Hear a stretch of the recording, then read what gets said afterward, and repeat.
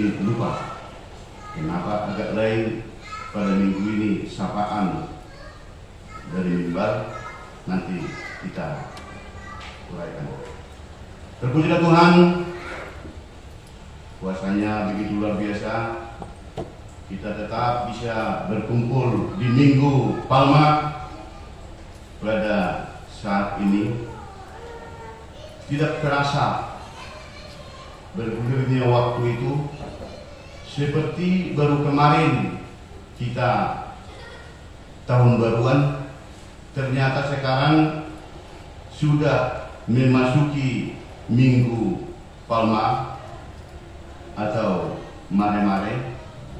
Saat ini sangat teduh kembali untuk mensyukuri kasih karunia Tuhan, karena hari Jumat yang akan datang semakin nyata untuk kita rasakan kuasa dan kasih karunia Tuhan yang tetap menyertai kita. Sebelum kita uraikan firman Tuhan yang telah kita bacakan tadi, Bapak Ibu,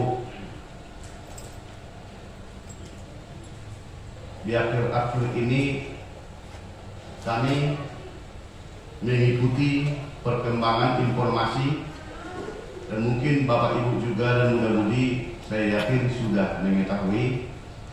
Maaf, bukan saya bicara politik, tetapi ini kisah yang terjadi di akhir-akhir ini.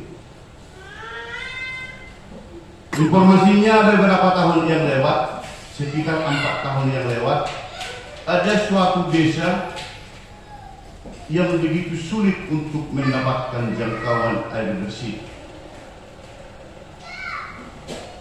Mereka begitu mengeluh di suatu kampung itu begitu sulitnya untuk mendapatkan air bersih.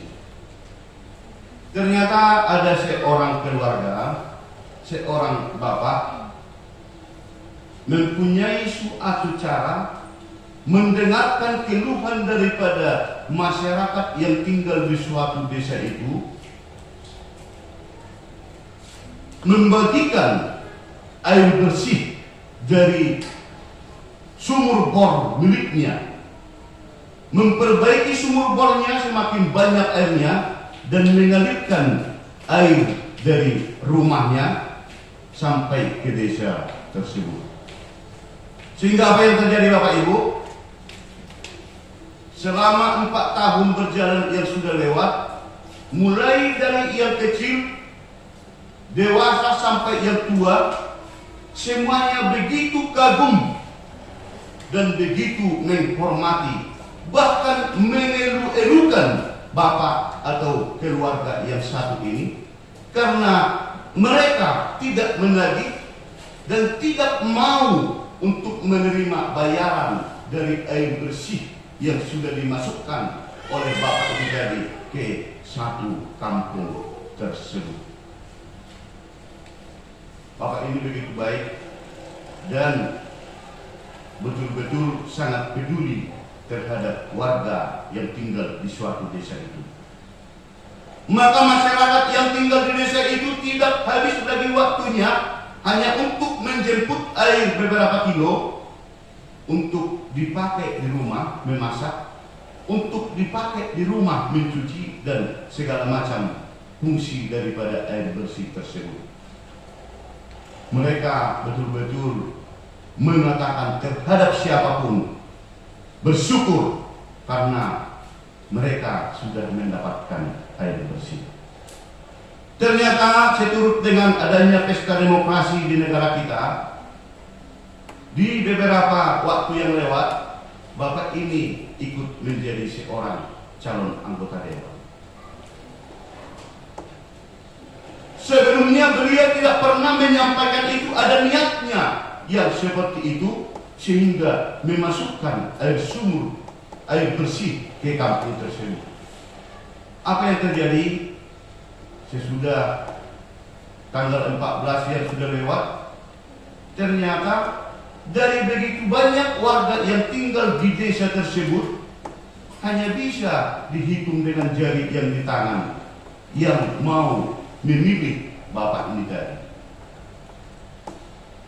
Begitu ada pengumuman sah yang mau memilih dia, hanya tidak habis jari-jari yang ada di tangan ini. Itulah yang mengingat budi baik, etikat baik, kepedulian, dan rasa kasih sayang yang ditunjukkan oleh Bapak itu tadi.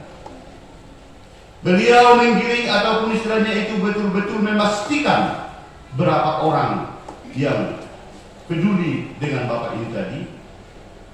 Tidak habis jari ini yang mau mengingat kebaikan Bapak itu tadi. Maka Bapak ini pun dipancing ataupun dinyatakan bisa dikatakan emosional yang tidak bisa diredam dan tidak bisa lagi ditahan. Maka Bapak itu pun langsung memutuskan air bersih yang ada dari rumahnya yang dibiayai oleh Bapak ini sampai ke desa tersebut. Maka masyarakat betul-betul merasakan kondisi yang sangat-sangat kecewa.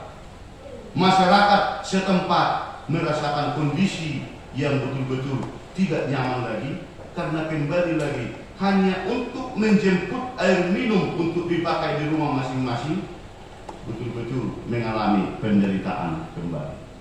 Walaupun keluarga daripada Bapak ini ada yang tinggal di suatu desa tersebut, Bapak ini pun tidak peduli lagi terhadap keluarganya yang tinggal di sekitar. Dari cerita itu, saya juga berpikir, siapa yang salah di antara ini? Apakah Bapak itu ataupun apakah masyarakat yang tinggal di desa itu tadi? Kami juga memikirkan di mana letak kesalahannya ini tadi. Tetapi itulah yang dikatakan, yang dinyatakan. Bagaimana yang mungkin Bapak Ibu juga sudah pernah mendengarkan, karena itu viral di akhir-akhir ini kejadiannya di daerah Jawa di sana. Sangat berbeda sekali Bapak Ibu dengan firman Tuhan yang ada, yang sudah kita bacakan itu tadi. Kebaikan, kasih karunia, kedamaian, kesejukan yang terjadi, yang dikerjakan oleh Bapak itu tadi, membuatkan suatu bantuan, membuatkan suatu bukti nyata bahwa masyarakat sudah mendapatkan sukacita. Tetapi karena masyarakat itu tidak mengingat kebaikan Bapak itu tadi, langsung diputus. Hal itu berbeda sekali dengan yang sudah kita bacakan terkait dengan firman Tuhan yang telah kita bacakan juga. Bapak Ibu yang dikasihi oleh Tuhan, hal itu mengapa harus diceritakan, harus kita awali untuk mengetahui semakin mendalam firman Tuhan yang dibacakan sekarang. Karena secara pribadi Bapak Ibu, saya juga waktu masih PNB seperti mereka yang duduk di depan, saya juga sering komplain dengan pikiran saya. Cara komplainnya bagaimana?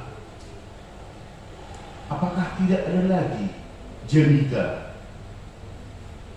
yang mau disampaikan oleh para pembawa khotbah itu? Karena ini nyata.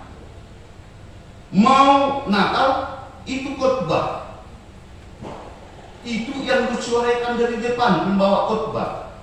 Ini mau hari kematian, itu juga khotbah. Begitulah pergumulan di dalam pikiran saya waktu masih anak muda. Ternyata Bapak Ibu, saya yang keliru menafsirkan, saya yang kurang menguasai bahwa apa hubungannya khotbah ini di saat hari kematian dan di saat Natal. Karena itu sering ini menjadi nats khotbah kalau mau Natal dan di saat Natal. Begitu juga khotbah di saat mau merayakan hari kematian Yesus Kristus.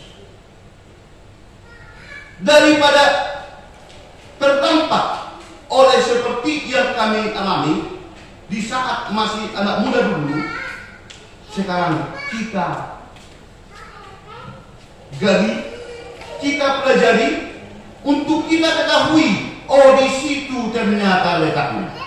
Mengapa khotbah apa seperti yang sudah kita bacakan itu tadi, seperti yang dikatakan oleh ayat pertama, ketika Yesus dan murid-muridnya telah dekat Yerusalem dan tiba di Betfage yang terletak di Bukit Zaitun, Yesus menyuruh 2 orang murid-muridnya. Dan dengan dasar itu dibuatkan menjadi tema daripada ibadat kita. Lihat, rajamu datang kepadamu, atau idama naroma rajam tumopot ho. Ini tema yang familiar, tema yang sering dikumandangkan kalau Natal telah tiba. Ternyata itu pun sekarang dikumandangkan menjadi tema ibadat kita. Apa yang menjadi jawabannya? Mengapa seperti itu? Jawabannya Bapak Ibu, bahwa inilah merupakan suatu penggenapan Allah akan firman Allah yang sudah disampaikan oleh para nabi di Perjanjian Lama, seperti yang dinyatakan di Zakaria 9 ayat 9. Menggenapi yang dikatakan oleh Nabi Allah di Perjanjian Lama, itu ditunjukkan kedatangan Yesus ke Yerusalem. Karena di Zakaria 9 ayat 9 dikatakan, bersorak-soraklah dengan nyaring, hai putra Sion, bersorak-soraklah hai putri Yerusalem. Lihat, rajamu datang kepadamu, ia adil dan jaya, ia lemah lembut dan mengendarai seekor keledai beban yang mudah. Kalau Yesus tidak datang, bahwa yang dikatakan oleh para nabi di Perjanjian Lama itu adalah bohong.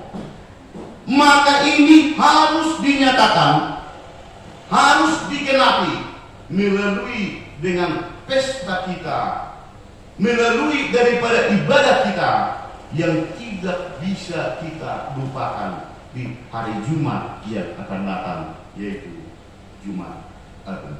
Maka jawabannya adalah penggenapan Allah seperti yang sudah disampaikan oleh para nabi di Perjanjian Lama. Manang nau pina jojo ni akka panuliran di debata di buku Manang di Padan Nero. Ada berita kedatangan Yesus itu ada dimuat oleh 4 evangelium yang dimaksud yang memberitakan kedatangan Yesus. Ada 4. Yang pertama itu dari buku seperti yang kita bacakan itu tadi, itu Matius. Yang kedua Lukas. Yang ketiga Markus. Dan yang keempat itu Yohanes.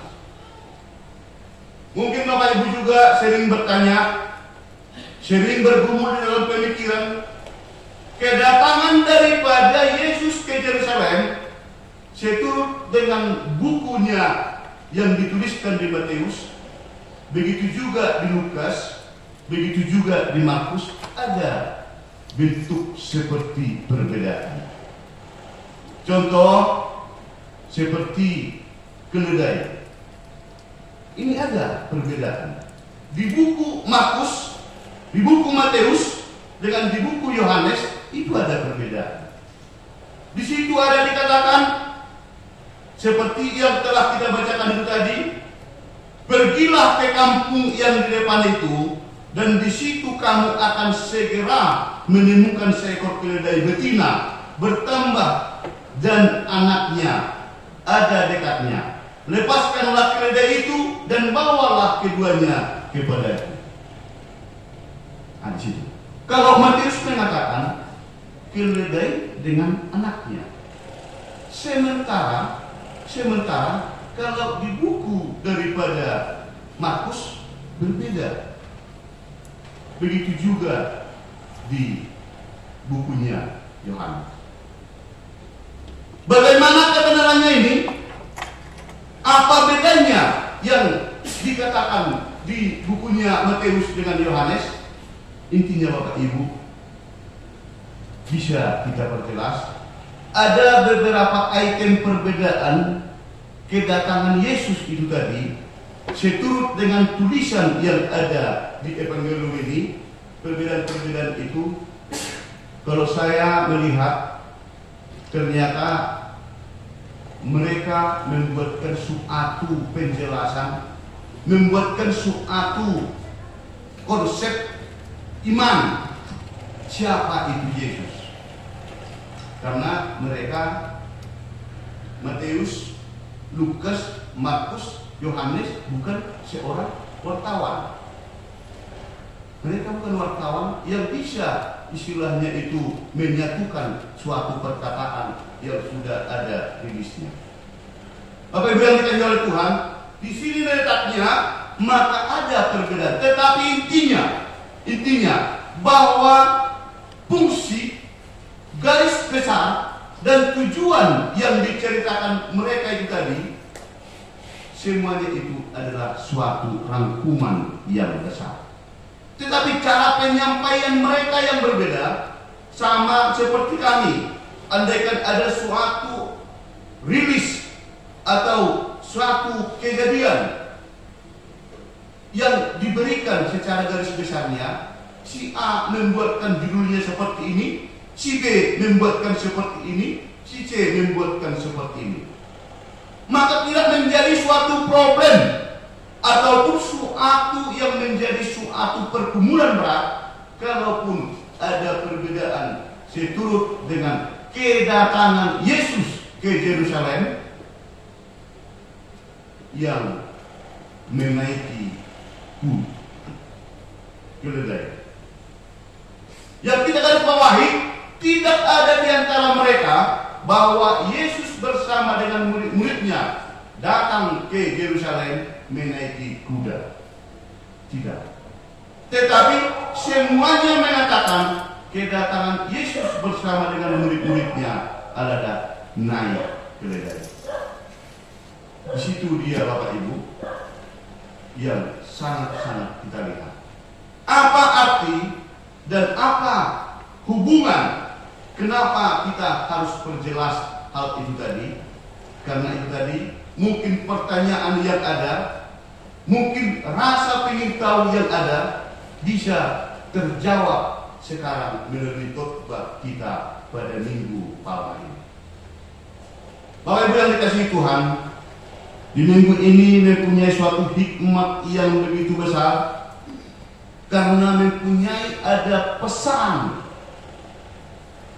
moral, pesan hidup yang sangat tangguh dan yang sangat kuat atas firman Tuhan yang telah kita bacakan tadi. Yang pertama apa itu Bapak Ibu?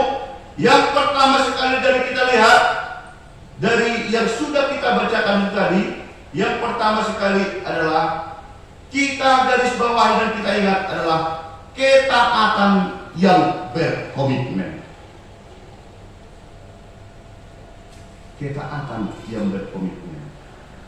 Apa dasar kita mempunyai suatu pesan dari Allah, pesan dari Tuhan untuk kita pegang di dalam perjalanan hidup kita mulai saat ini, bahwa Yesus menyuruh muridnya untuk pergi dan mengatakan, pergilah ke kampung yang di depanmu itu, dan di situ kamu akan segera menemukan seekor keledai betina tertambat dan anaknya ada dekatnya.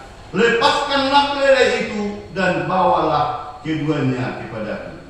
Dan jika ada orang menegur, kamu katakan, Tuhan memerlukannya, ia akan segera mengambilkannya.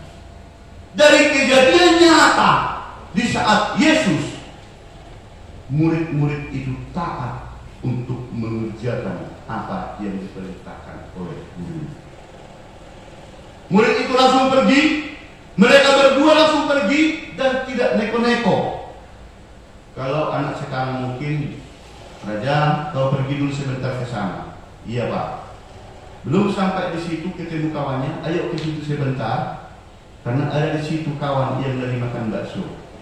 Yang diperintahkan oleh orang tuanya ini, yakin saya bisa jadi lupa karena asik ngongkrong, melenceng ke gereja. Tetapi firman Tuhan mengatakan pada saat ini supaya betul-betul kita taat terhadap yang diperintahkan oleh Tuhan dan komitmen untuk tetap menjalankan apa yang dikehendaki oleh Tuhan. Murid-murid itu tidak berpikir terlalu banyak. Andaikan mereka memikirkan kita disuruh mengambil keledai ke kampung itu, nanti bagaimana kalau orang masyarakat di kampung itu menuduh kita seorang pencuri atau maling? Kita nanti habis digebuki. Mereka tidak berpikir seperti itu Bapak Ibu. Tetapi mereka taat atas perintah Yesus dan mereka langsung mengerjakan. Ternyata benar ada yang menanyakan, yang punya keledai itu tadi langsung menanyakan, dan mereka langsung menjawab seperti yang dipesankan oleh Tuhan Yesus. Tuhan memerlukannya, ia akan segera mengembalikannya. Hal itu terjadi supaya genaplah firman yang disampaikan oleh Nabi. Katakanlah kepada putri Sion, lihat rajamu datang kepadamu, ia lemah lembut dan mengendarai seekor keledai beban yang mudah. Itu yang pertama Bapak Ibu. Berarti pesan iman pada kita sekarang, taatlah tetap kepada yang dikehendaki oleh Allah. Dan yang kedua Bapak Ibu, keyakinan dan kepercayaan bahwa Yesus itu datang membawa kedamaian. Mengapa itu menjadi pesan bagi kita? Supaya semakin yakin, supaya semakin percaya. Karena mengapa Yesus harus naik keledai? Mengapa tidak naik kuda? Bahwa dari dasar itu kita mendapatkan suatu oleh-oleh besar, suatu pesan moral yang besar, bahwa Yesus datang bukan datang membawa kekuasaan. Yesus datang bukan membawa kesombongan. Contoh, kalau ada perang, maka panglimanya di depan akan naik kuda. Tetapi berbeda dengan kehadiran Yesus ke Yerusalem, itu adalah naik keledai. Maka sering dibuatkan itu, kalau keledai itu Bapak Ibu, simbol dari kedamaian. Simbol dari kedamaian. Itu maka dikatakan Yesus datang dengan naik keledai. Apa yang terjadi Bapak Ibu? Apa yang terjadi mudah-mudi? Sesudah keledai itu datang, maka mereka membuatkan pakaian. Ada yang mengkantingi kayu-kayu di pinggir jalan dan mengatakan, katakan kepada, maka pergilah murid-murid itu dan berbuat seperti yang ditugaskan Yesus kepada mereka. Mereka membawa keledai betina itu bersama anaknya, lalu mengawasinya dengan pakaian mereka, dan Yesus pun naik ke atasnya. Orang banyak yang sangat besar jumlahnya menghampalkan pakaiannya di jalan. Ada pula yang memotong ranting-ranting dari pohon-pohon dan menyebarkannya di jalan. Bapak Ibu yang dikasihi oleh Tuhan, keyakinan daripada muridnya, keyakinan daripada orang yang menunggunya di Yerusalem, dan kepatuhan mereka ditunjukkan secara serius, secara benar-benar. Dari kondisi ini Bapak Ibu, keyakinan dan kepercayaan yang sudah terjadi terhadap yang didatangi Yesus di Yerusalem, itu dipesankan kepada kita, itu dipertegaskan kepada kita bahwa yakin dan percayalah bahwa kedatangan Yesus supaya membawa damai di dalam kehidupan siapapun yang mau menyambut, siapapun yang mau menerimanya. Maka kalau dikatakan masih adakah damai di hatimu, sulit mungkin untuk menjawab, sulit untuk mungkin membuatkan suatu buktinya. Berarti kalau tidak ada damai di hati kita, berarti kita tidak meyakini bahwa Yesus telah hadir di dalam diri kita masing-masing. Maka dengan ini dikatakan Bapak Ibu, percayalah jikalau kita menerima seperti yang dikatakan di tema kita tadi, lihat rajamu datang kepadamu. Berarti datang pun kepada kita kalau kita membelakangi dan bahkan kita berlari menjauh dari Yesus yang datang itu kepada kita, maka tidak bakalan bisa menjadi wujud nyata pesan moral, pesan iman ini menjadi suatu milik kita, Bapak Ibu dan Ibu. Yang ketiga, pesan apa lagi yang harus kita bawa menjadi oleh-oleh kita ke dalam hidup kita? Pesan apa lagi yang kita bawa kepada keluarga kita? Pesan apa lagi yang kita bawa terhadap keluarga kita, dengan tetangga kita, dengan semua yang kita kasihi? Yang ketiga adalah pengharapan yang teguh. Pengharapan yang teguh. Begitu murid Yesus dan Yesus sampai di Yerusalem, maka para yang hadir untuk menemui, yang berkumpul di pinggir jalan itu tadi, mengatakan ataupun betul-betul mempunyai suatu keinginan yang begitu besar, mempunyai suatu permintaan yang begitu tinggi, maka mereka mengatakan Hosana, Hosana. Coba, masih ingatkah muda-mudi apa arti Hosana? Coba, apa arti Hosana? Ada yang ingat? Ingat apa? Belum pernah mendengarkan apa arti Hosana? Atau tidak pernah membuka dan bertanya terhadap Google apa arti Hosana? Sering itu Bapak Ibu. Pikiran yang masih terang benderang, mereka juga lupa. Dan inilah maka dikatakan tadi, begitu pentingnya di saat-saat Minggu Palma ini kita betul-betul membuatkan suatu pondasi yang kokoh di dalam kekristenan kita. Membuatkan suatu oleh-oleh yang besar.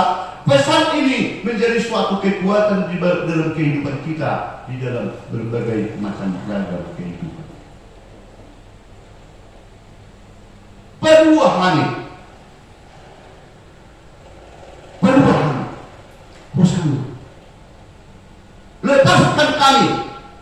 Itu yang langsung disampaikan orang yang begitu banyak.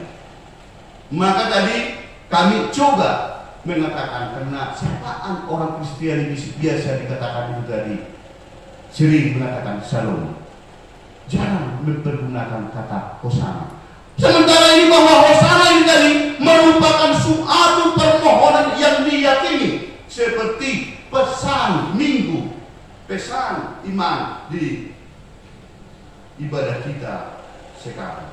Pesan Minggu Palma ini mengatakan, yakinkan diri kita, kuatkan komitmen kita bahwa pengharapan yang teguh kepada Tuhan Yesus, pengharapan yang penuh kepada Allah, dengan banyaknya pergumulan, dengan banyaknya itu kondisi kemelut, banyaknya itu problem, maka mengapa mereka mengatakan Hosana begitu melihat Yesus datang?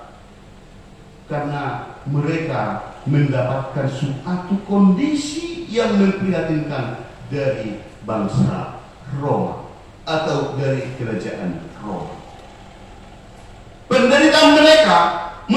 diyakini dengan kehadiran Yesus, maka mereka akan dilepaskan dengan kehidupan mereka yang memprihatinkan, dengan kerajaan Roma yang tidak sesuai dengan hidup yang dijalani oleh bangsa ini. Dan itulah yang disampaikan kepada kita Bapak Ibu pada Minggu Palma ini. Mungkin ada di antara kita Bapak Ibu yang mengalami pergumulan yang berat di dalam kehidupan. Mungkin ada itu kondisi yang mengalami yang tidak stabil di dalam keharmonisan rumah tangga. Mungkin ada pergumulan di dalam mencari pekerjaan yang tidak bisa menaiki jenjang untuk lebih baik. Mungkin ada di sekolah muda-mudi yang belum kelar dan mempunyai tekanan. Di sini kita diajak katakan dengan Tuhan Yesus, Hosana, Hosana, lepaskan kami.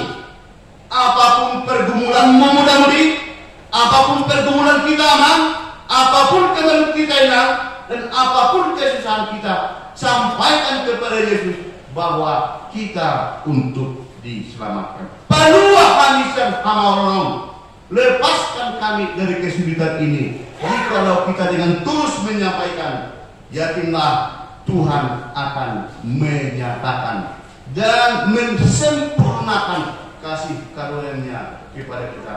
Maka mari kita sama-sama mengucapkan Hosana 3 kali kepada Tuhan, supaya Tuhan semakin melihat dan memberikan berkat karunia-Nya kepada kita.